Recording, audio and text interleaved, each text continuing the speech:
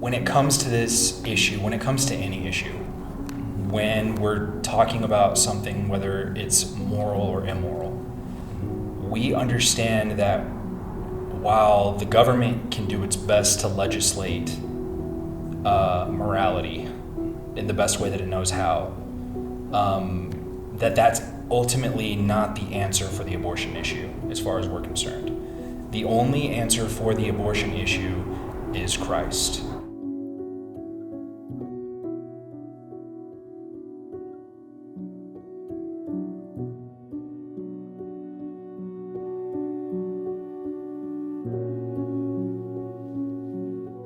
My name is Logan Brown, and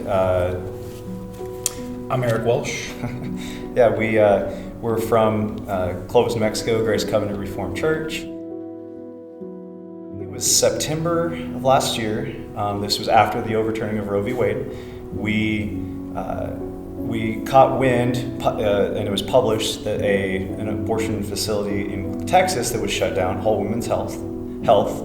We noticed that they were saying that they were moving to New Mexico, and they specified southeast New Mexico. And so then a couple weeks later, they came out and they said, oh, we're going to move to specifically, and they named 3 cities: Las Cruces, Hobbs, and Clovis. So they specified that they were coming to our cities. And so we were, at the time, I've been part of an abortion outreach ministry online. And so when we noticed that it was coming to this area, we as a church and as a small group of God-fearing believers, we felt that it was our duty to try to prevent that from happening in our very conservative areas of the state. And so with that said, we started trying to get in contact, trying to find out what we can do, and we came across an individual by the name of Mark Dixon, which a lot of people now have heard the name, obviously. And he was able to work with us and help craft, with the help of Jonathan Mitchell, help craft these ordinances to prevent abortion facilities from opening up in our towns. This issue has been politicized, and it's been turned into a human rights. On one side, it's being turned into like a human rights issue.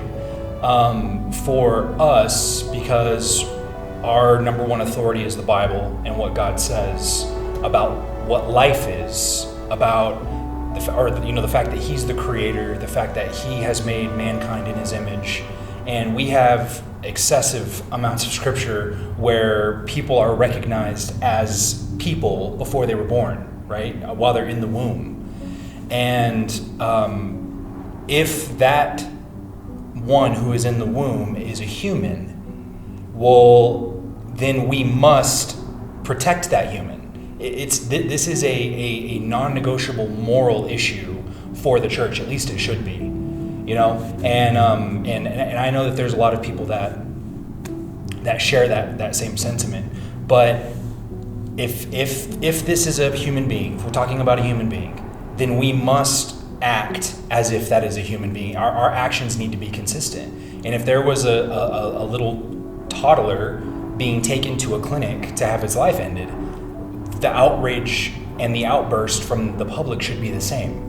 It's acting consistently with what God says.